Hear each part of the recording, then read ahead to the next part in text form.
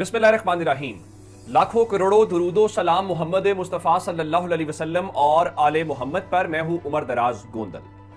जनाब, हमारे यहाँ जो तहरीक होती है, जो नारे लगते हैं, जो नाराजगियां होती हैं, वो सिर्फ इसलिए होती हैं कि हमें हमारा शेयर दिया जाए, हमारी हुकूमत दी जाए।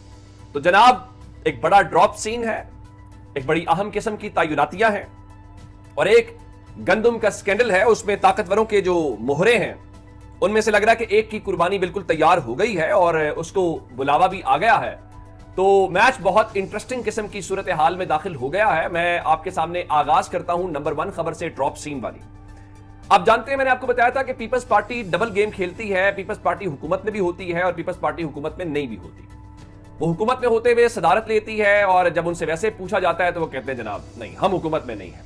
लेकिन आज सदर ने उनके 2 गवर्नर्स जो हैं उनकी तैनाती की मंजूरी दे दी है। उसमें पंजाब के अंदर सरदार सलीम हैदर हैं, खैबर पख्तूनख्वा में फैसल करीम कुंडी हैं और नून लीग के चूंकि गवर्नर बलूचिस्तान में आने हैं तो जाफर खान मंदोखेल को बलूचिस्तान का गवर्नर तैनात कर दिया गया है। अब सिर्फ एक तैनाती अभी तक नहीं हुई, वो जो सिंध के गवर्नर हैं उनके हवाले से है। अब उसकी क्या वजूहात हैं या क्या नहीं है, ये इस चीज का थोड़ा सा हमें इंतजार करना पड़ेगा। अब पीपल्स पार्टी ने एक जानिब 2 गवर्नरियां ले ली हैं, चेयरमैन सेनेट ले ली है, सदारत ले ली है और उसके बाद रुबीना खालिद साहिबा जो है, जिनका ताल्लुक खैबर पख्तूनख्वा से है, उनको अब बेनजीर इनकम सपोर्ट प्रोग्राम का सरबराह बना दिया गया है।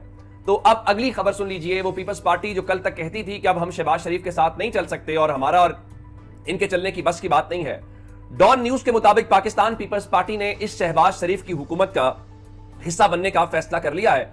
और एक तो उसमें 2 सूबों के गवर्नर्स उनको मिल गए हैं और इसके अलावा विफाकी हुकूमत के अंदर 8 वजारतें उनको मिलने जा रही हैं।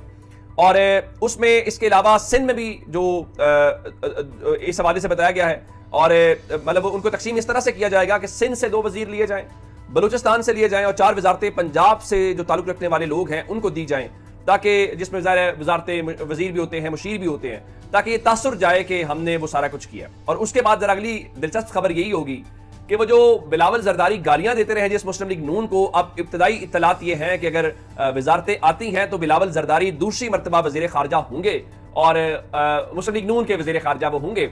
लेकिन इसहाक डार डिप्टी प्राइम मिनिस्टर होंगे तो जाहिर है वो उनके भी बॉस होंगे। तो इसका मतलब है सिर्फ शहबाज शरीफ नहीं है, इसहाक डार भी उनके बॉस होंगे। तो अगर आपने यही कुछ करना था तो फिर सवाल ये पैदा होता है कि ये सब तमाशा के करने की क्या जरूरत थी, फिर आपको ये कहने की क्या जरूरत थी कि जी हम इसका पार्ट नहीं बनेंगे और हम वो। मेरे ख्याल से आपने इमरान खान का काम आसान कर दिया है। और इमरान खान तो पहले भी कहते थे ये एक ही सिक्के के 2 रुख हैं। आपने इलेक्शंस के अंदर ये तासुर देने की कोशिश की कि शायद आप अलग अलग लोग हैं, शायद कोई मुनफरिद चीज आप कर लेंगे, लेकिन जाहिर है ये आपके बस की बात नहीं है और ना ही आप कोई मुनफरिद चीज कर सकते हैं। तो आपने यही करना था जो आपने अभी किया है। तो आपको ये वजारतें, ये हुकूमतें बहुत मुबारक हूं। आपके लिए जो आसानी या चीजें हैं वो अपनी जगह के ऊपर चलती रहेंगी। अब मैं आपको एक और जो बात बताना चाहता हूं कि चूंकि मैंने आपको बताया था कि जो निगरान हुकूमत के दौर में जो कुछ भी हुआ है, अब कोई तो इसका जिम्मेदार है। ये जो आपने पंजाब के किसानों को सजा दी है, या इसका जिम्मेदार जो है वो उधर विफाकी हुकूमत का कोई बंदा था या पंजाब हुकूमत, हमें इस बात का इल्म नहीं है। अब एक चूंकि मैं आपको एक और मामला बता देता हूं। अब यूं लग रहा है जैसे निगरान हुकूमत का कोई मोहरा, निगरान कह रहा हूं ताकतवरों का जो मोहरा है उसकी कुर्बानी होने जा रही है। देखिए, गंदम दरामद करने वाले किरदार कौन हो सकते हैं? उसमें निगरान वजीर आजम अनवारुल्लाह काकड़ हो सकते हैं। वो तो इवन लड़ाई लड़ रहे हैं और लड़ाई एक दूसरे को ताने दे रहे हैं। वो कहता है तुम गंदम चोर हो, वो कहता है तुम गंदम चोर हो तो तुम फॉर्म 47 पे आने वाले चोर हो। तो पाकिस्तान तहरीक इंसाफ ने आज इस बारे में बाकायदा एक बड़ी दिलचस्प किस्म की बात की और उन्होंने जो एलामिया भी इसके ऊपर जारी किया और अपना रद्देमल दिया। और उन्होंने कहा कि ये जो सारी तकरार है ये कौम की आंखें खोलने के लिए काफी है और ये मैंडेट चुराने वालों के सफर में मुलव्वस किरदारों का इतराफ जुर्म है। और उनका ये तो शफाफ तहकीकात के हवाले से मजीद इस हवाले से आता है तो इससे अंदाजा होता है कि अब होता क्या। तो उन्होंने एक बार फिर कहा है कि अब जुडिशियल इंक्वायरी की जाए और जो वो है असल जो मैंडेट है वो वापस किया जाए। तो अनवारुल्लाह काकड़ को जो एक कमेटी बनाई गई थी शहबाज शरीफ ने गंदम के हवाले से, उसने तलब कर लिया है। और अनवारुल्लाह काकड़ आपको पता है कि किसके नुमाइंदे थे और वो तो हमेशा कहते थे, बोल के कहते थे कि मैं किन का नुमाइंदा हूं। और उसके अलावा जो सबके सेक्रेटरी फूड थे उनको भी बुलाया गया। और इसमें खतरनाक बात यह है कि जो बाकी शहबाज शरीफ की गवर्नमेंट आने के बाद भी गंदम दरामद की गई है, यानी आप जुल्म देखिए। तो आज शहबाज शरीफ ने लाहौर में उस कमेटी से मुलाकात भी की है। वो कह रहे हैं जनाब कि आप बस नताइज को छोड़ें, नताइज से बेपरवाह होके آپ رپورٹ دیں تاکہ اس معاملے کو منطقی انجام تک پہنچایا جائے. اب ایک جانب لگتا یہ ہے کہ یہ انوار الحق کاکڑ کی قربانی کرنے جا رہے ہیں, دوسری جانب میں آپ کو ایک اور معاملہ بتا دیتا ہوں کہ محسن نقوی جو کہ پنجاب میں بہت مداخلت کر رہے ہیں, تو ان کا خیال یہ ہے کہ مریم نواز کو پرابلم ہو رہی ہے, تو اس چیز کو کاؤنٹر کرنے کے لیے رانا ثناء اللہ کو شہباز شریف کا مشیر برائے سیاسی امور لگایا گیا ہے. اب نواز شریف کو تجویز دی گئی ہے کہ ان کو پنجاب کے اندر اہم ذمہ داری دی جائے. تو نواز شریف نے اس بارے میں یہ کہا ہے کہ وہ اس کے اوپر مشاورت کر لیں, اور مشاورت کرنے کے بعد چیزیں ہوں گی. اب بھی مسلم لیگ نون کا اس وقت جب میں یہ ویڈیو ریکارڈ کر رہا ہوں تو چونکہ شہباز شریف لاہور میں ہیں, انہوں نے پہلے ماڈل ٹاؤن میں ایف بی آر کے افسروں کو بلایا, وہاں خطاب کیا ہے, اس کے بعد اب جاتی عمرہ میں نشست ہے, اور جاتی عمرہ میں جو نشست ہے وہاں پہ یہ گندم والے معاملات باقی تو کچھ آنے والے دنوں میں ہونے جا رہا ہے. اب اس میں محسن نقوی کا راستہ روکنے کے لیے پھر رانا ثناء اللہ کو لایا جا رہا ہے, اور ادھر یہ والا معاملہ ہے. تو گیم بڑی دلچسپ صورتحال اختیار کرتی ہوئی جا رہی ہے. اچھا, دوسرا معاملہ یہ ہے کہ جو جسٹس قاضی فائز عیسیٰ صاحب کی توسیع ہو رہی ہے, اس توسیع کو پاکستان تحریک انصاف نے رشوت قرار دے دیا ہے. اور انہوں نے کیا کہا؟ انہوں نے کہا کہ چیف جسٹس کو بلے کا نشان چھیننے اور مینڈیٹ پر ڈاکہ ڈالنے کا معاوضہ ایکسٹینشن کی صورت میں مل رہا ہے. یعنی وہ کہہ رہے ہیں بھائی ہم سے آپ نے جو بلے کا نشان چھینا تھا نا, اور ہمارا جو مینڈیٹ چرایا گیا اور آپ نے کچھ نہیں کیا, تو بیسیکلی آپ کو یہ توسیع ایکسٹینشن مل رہی ہے, اس کا معاوضہ ہے. آگے تحریک انصاف کے ترجمان نے کہا ہے کہ چیف جسٹس قاضی فائز عیسیٰ نے آئین اور قانون کی بالادستی پر سمجھوتا کر کے اپنے منصب کی وقت کو کم کیا ہے. رشوت کے طور پہ مدت ملازمت میں توسیع نہایت شرمناک ہے. میرے خیال سے اب جسٹس قاضی فائز عیسیٰ صاحب کو خود اس کے اوپر بولنا چاہیے. اب اس چیز کو کہا یہ جا رہا ہے کہ یہ مخالفت ہے ان کا کہ چیف جسٹس مدت ملازمت میں توسیع ایک رشوت کے طور پہ لے رہے ہیں, جو کہ نہایت شرمناک اور قابل مذمت ہے. پاکستان تحریک انصاف اس ترمیم کی ہر قانونی اور جمہوری طریقے سے مخالفت کرے گی, اور اس کا راستہ پارلیمان میں بھی روکے گی.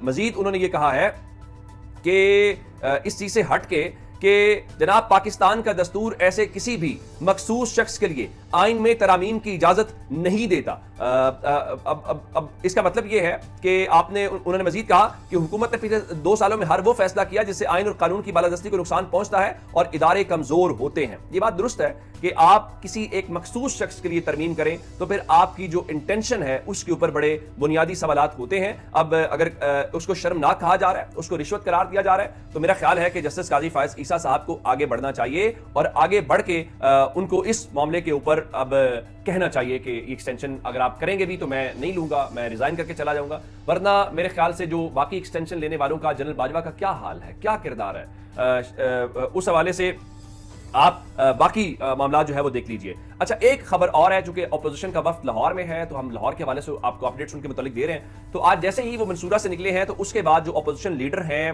ملک احمد خان بھچر صاحب اور ڈپٹی اپوزیشن لیڈر معین قریشی صاحب, وہ بھی, اور اسپیکر قومی اسمبلی جو ہیں سابق اسد کیسر صاحب, وہ ایک تو میاں عباد فاروق کی رہائش گاہ کے اوپر گئے جو اس وقت فوج کی حراست میں ہیں 9 مئی کے واقعات کو لے کے, اور میاں شہزاد فاروق جو N119 کے اندر ان کے امیدوار ہیں, انہوں نے ان سے ملاقات کی. اور اس کے بعد یہ پورے کا پورا تحریک انصاف کا جو ڈیلیگیشن ہے وہ عمر سرفراز چیمہ جو سابق گورنر پنجاب ہیں ان کے گھر میں گئے, اور اس موقع کے اوپر اسد کیسر نے گفتگو کرتے ہوئے کہا کہ عمر چیمہ ہماری پارٹی کے بنیادی ممبر ہیں, اور عمر چیمہ سمیت جو ہمارے کارکنان ہیں انہوں نے وفاق کی نئی داستان رقم کی ہے.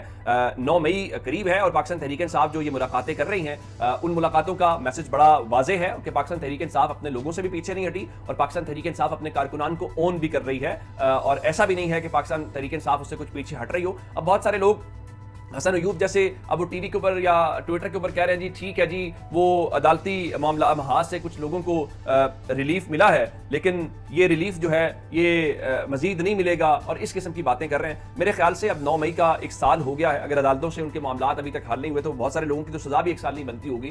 بڑے دل کا مظاہرہ کرنا چاہیے, ان لوگوں کو رہا کیا جانا چاہیے, اور ایک اچھا میسج جائے گا, اس معاشرے کو آگے بڑھنا چاہیے. آج تو مصدق ملک بھی لاہور میں پریس کانفرنس کہہ رہے تھے کہ ہم پولرائزیشن ختم کرنا چاہتے ہیں تو ان لوگوں کے دروازے کھولیں. اللہ بہت سارا خیال رکھیے گا. خدا حافظ.